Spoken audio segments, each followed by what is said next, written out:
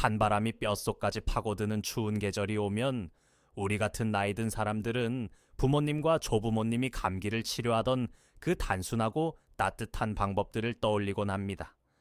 라즈베리 차, 꿀에 버무린 마늘, 발을 담그는 뜨거운 물, 등에 붙이는 부항, 그리고 따끈한 된장국 한 그릇. 이런 방법들은 너무나 친숙하고 믿음직스럽게 느껴집니다. 어린 시절로 돌아가게 하는 추억 속에서 엄마가 오래된 난로 위에서 약초를 다리고 할머니가 모직숄로 감싸주며 이제 병이 싹 나을 거야 라고 다독이던 따스함이 담겨 있는 것 같습니다. 집 안가득 퍼지던 약초 냄새와 따뜻한 손길은 우리를 위로하던 보호막 같았어요. 이런 전통 속에는 세대에 걸쳐 전해진 지혜가 담겨 있고 시간이 증명해 준 것처럼 보이죠. 하지만 제가 여러분께 이렇게 말한다면 어떨까요? 우리가 소중히 여기는 이 익숙한 민간 요법들이 때로는 도움을 주지 않을 뿐만 아니라 오히려 해를 끼칠 수도 있다고요.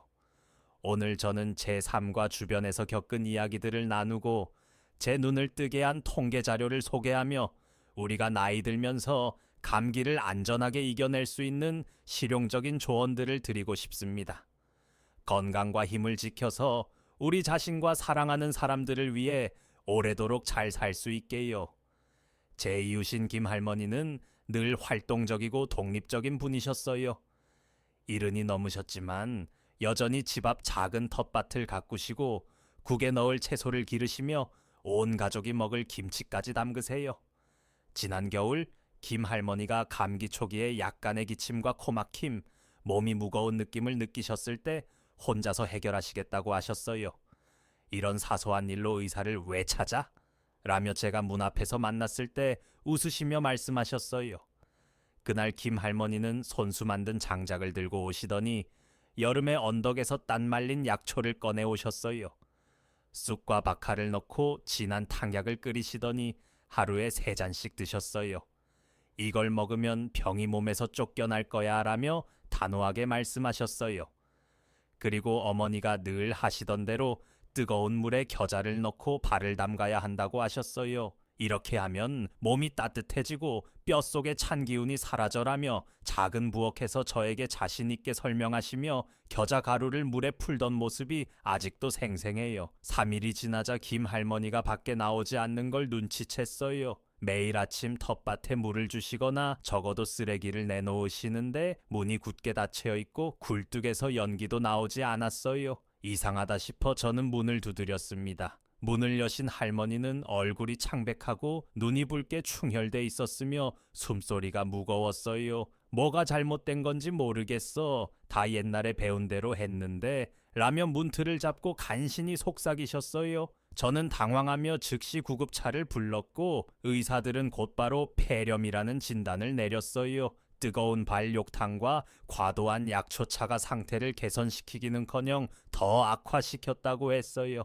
병원에서 의사가 저에게 설명하길 감기일 때 몸을 과하게 덮이면 염증이 더 심해질 수 있고 약초를 잘못 고르거나 너무 많이 마시면 알레르기나 부종을 일으키며 심장에 부담을 줄 수 있다고 했어요. 김할머니는 산소 호흡기를 착용한 채 2주간 병원에 계셨고 다행히 회복되셨지만 아직도 그 겨울을 떠올리면 몸서리를 치세요. 내가 치료하는 법을 안다고 생각했는데 나이든 우리한테는 옛날 방식이 늘 맞는 게 아닌가 바라며 나중에 제 부엌에서 약한 차를 마시며 저에게 말씀하셨어요. 그때 할머니의 손이 살짝 떨리던 모습과 목소리에 담긴 후회가 제 가슴을 아프게 했어요. 그 말이 제 머릿속에 종소리처럼 울리며 위험을 경고하는 신호로 남았습니다. 이 이야기는 제 자신의 경험을 떠올리게 했어요. 몇 년 전 제가 60을 갓 넘겼을 때 감기에 걸렸어요.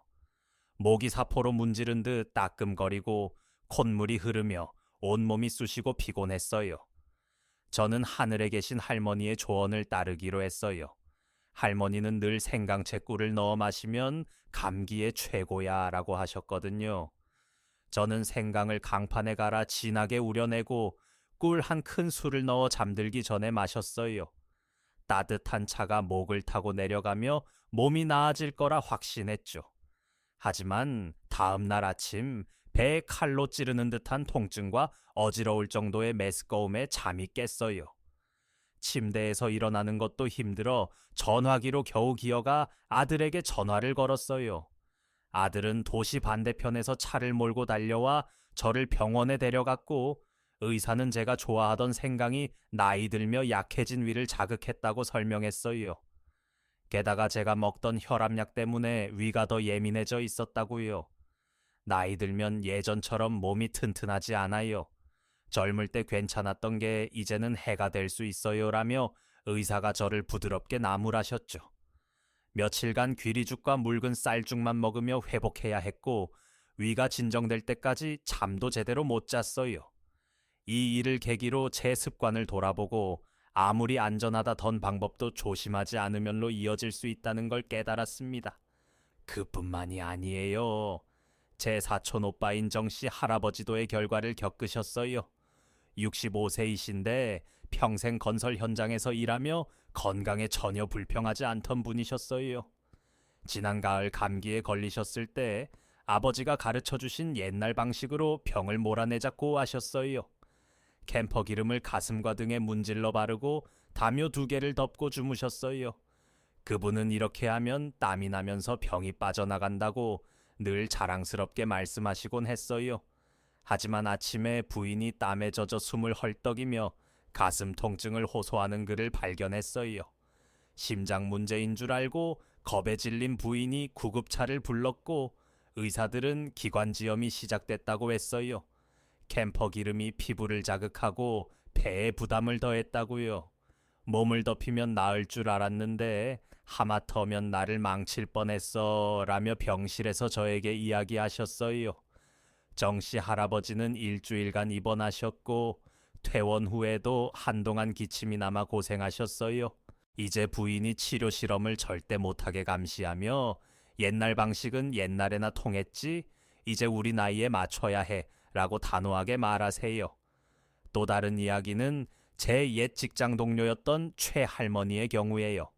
최 할머니는 70대 초반으로 예전에 저와 함께 시장에서 장사를 하며 늘 밝고 씩씩한 모습으로 손님들을 맞이하셨어요.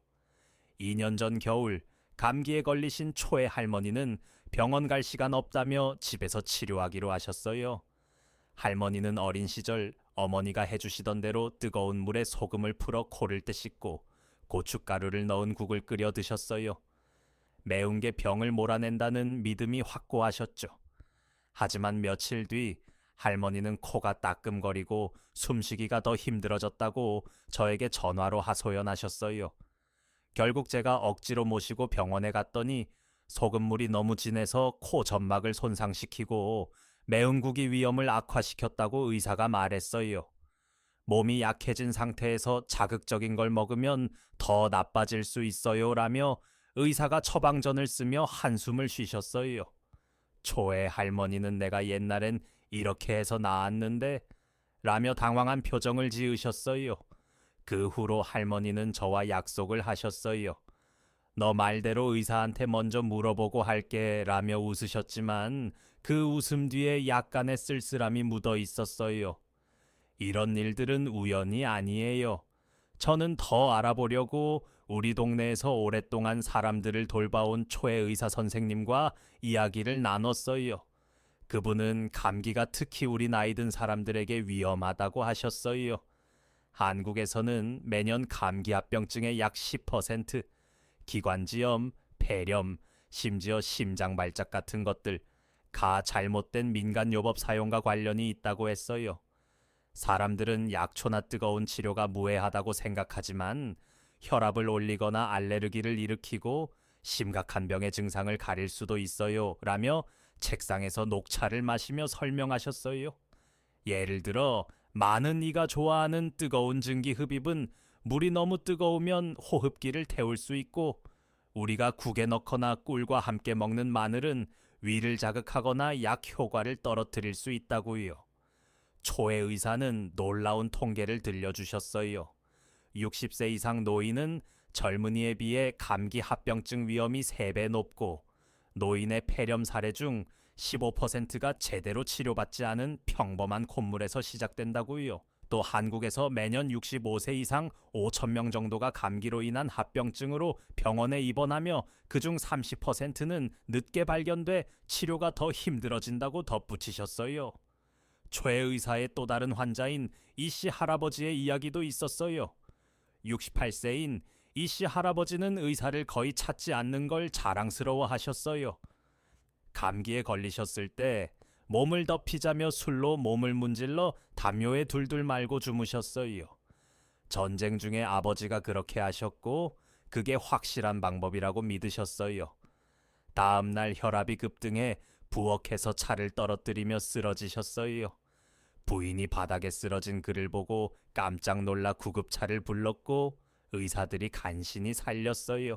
술이 혈압을 급격히 올리고 몸을 과하게 덮인 게 폐염증을 키웠다고 했어요. 전화 한 통이나 병원에 왔으면 가벼운 약과 휴식으로 끝났을 텐데 라며 최 의사가 한숨을 쉬셨어요. 이씨 할아버지는 퇴원 후에도 한동안 약한 몸을 회복하느라 고생하셨어요. 이제는 내가 너무 고집부렸다는 걸 알겠어 라며 부인에게 미안하다고 하셨대요. 그리고 제 어린 시절 친구인 박 할머니 이야기도 떠오릅니다. 박 할머니는 저에게 강인함과 의지의 상징이었어요. 힘든 시절을 겪고 남편을 잃은 뒤 홀로 새 아이를 키우며 절대 불평하지 않으셨어요. 3년 전 감기로 쓰러지셨을 때 혼자 해결하시겠다고 하셨어요. 인삼과 쑥으로 약을 달여 드시고 마늘을 먹으며 심지어 이웃에게 옛날 시골 방식대로 등에 부항을 붙여달라고 하셨어요. 이렇게 하면 몸이 깨끗해진다는 믿음이 확고하셨죠. 일주일 뒤 상태가 악화됐어요. 기침이 깊고 거칠어지고 숨이 가빠졌으며 천이 39도까지 올랐어요. 아이들이 억지로 병원에 모시고 갔고 의사들은 폐렴을 진단했어요.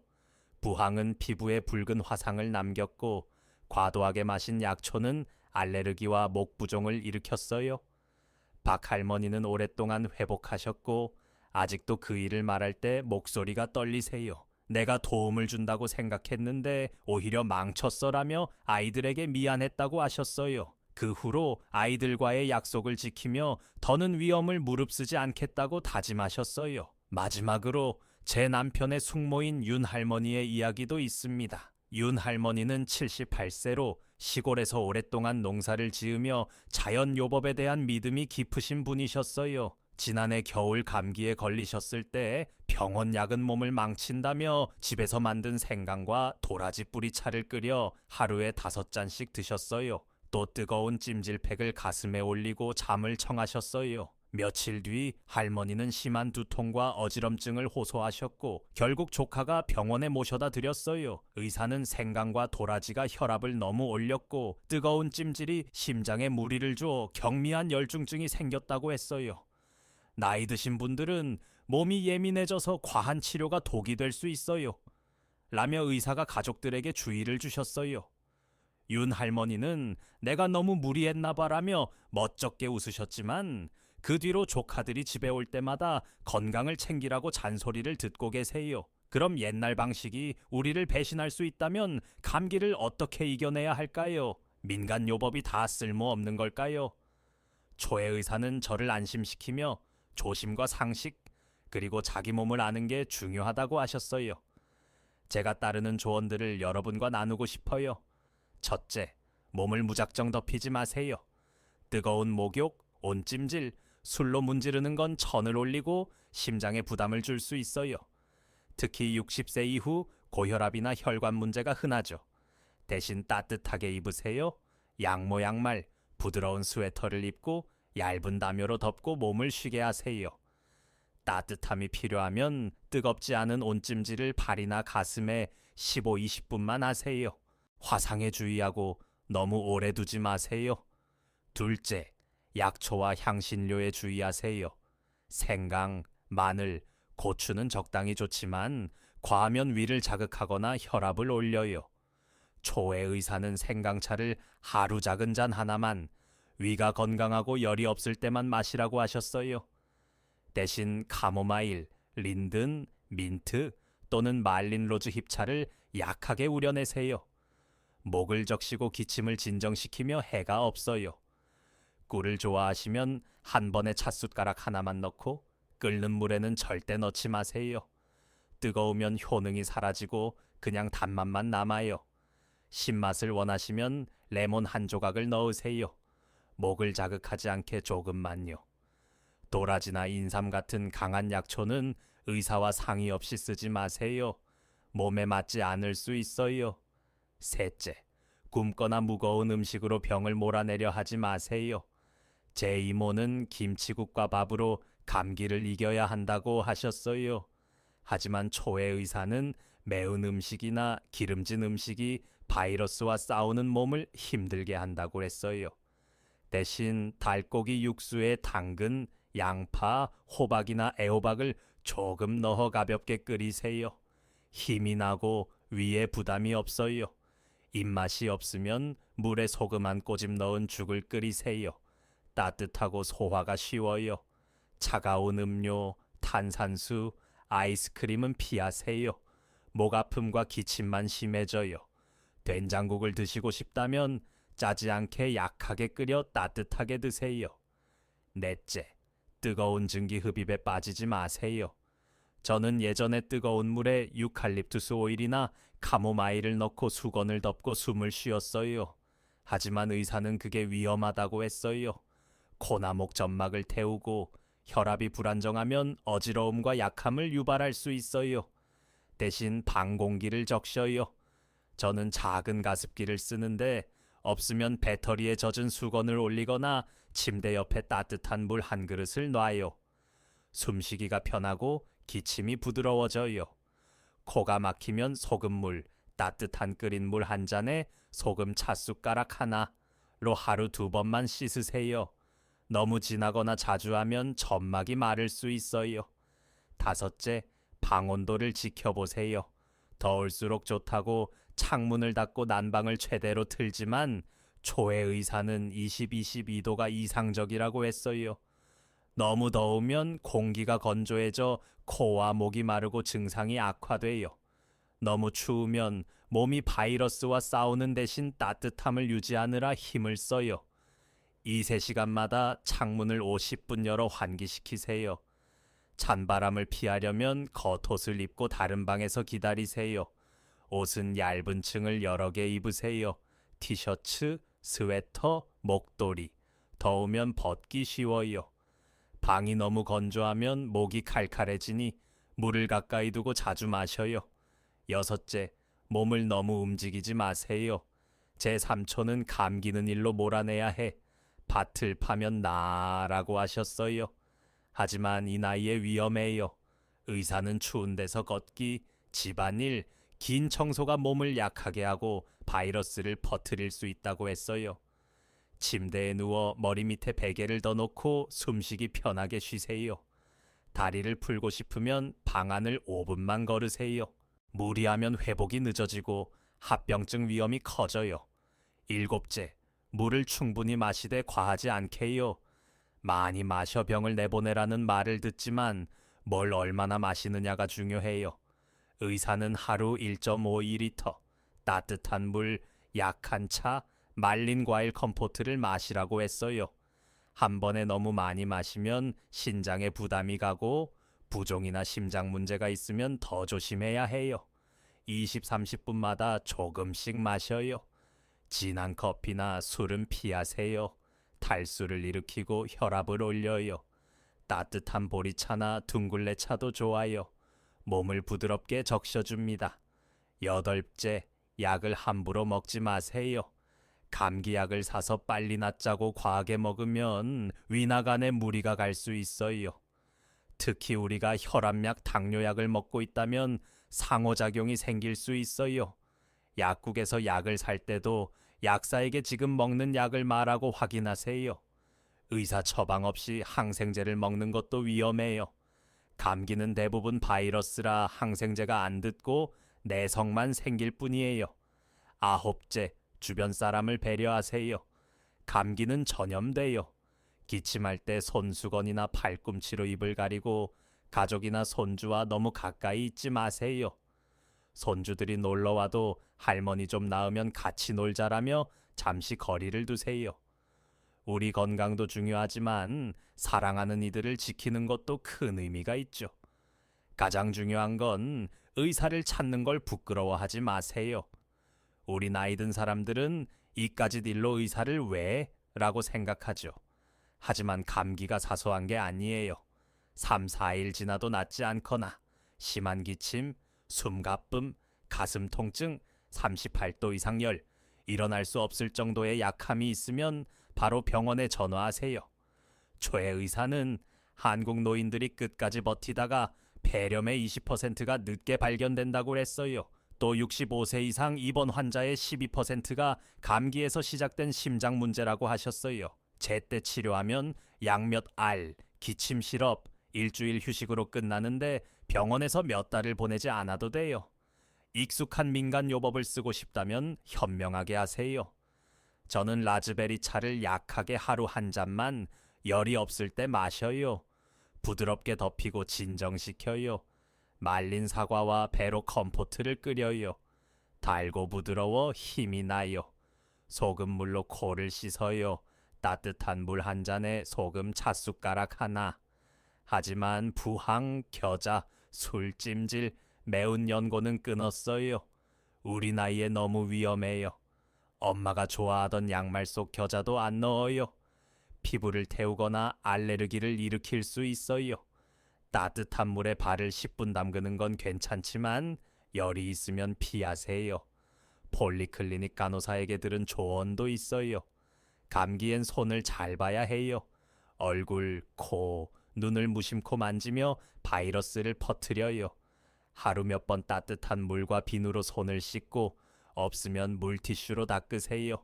손을 자주 씻으면 감기가 덜 걸리고 걸려도 빨리 나아요. 또 잠을 충분히 자세요. 밤에 몸이 회복되는데 감기 때는 더 필요해요. 따뜻한 이불을 덮고 7~8시간은 주무세요. 마지막으로 마음을 편히 가지세요. 감기에 걸렸다고 너무 걱정하면 몸이 더 약해져요. 곧 나을 거야 라며 긍정적으로 생각하고 좋아하는 음악을 듣거나 가족과 전화로 이야기하며 기분을 풀어보세요. 마음이 편하면 몸도 빨리 회복돼요.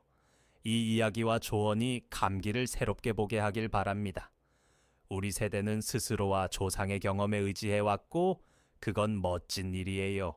하지만 때론 건강을 지키는 최선은 의사와 새 지식에 맡기는 거예요. 이번 겨울이 걱정과 위험 없이 따뜻하고 평화롭게 지나가길 바랍니다. 사랑하는 여러분, 건강은 우리가 오래 지켜야 할 선물이에요. 감기가 문을 두드리면 김할머니, 정씨 할아버지, 최 할머니, 이씨 할아버지, 박 할머니, 윤 할머니를 떠올리세요. 그들의 경험이 안전한 회복의 길을 비추는 등불이 되길요. 저는 여러분이 매일 웃음과 마음의 따뜻함으로 맞이하기를 기원하며 응원할게요.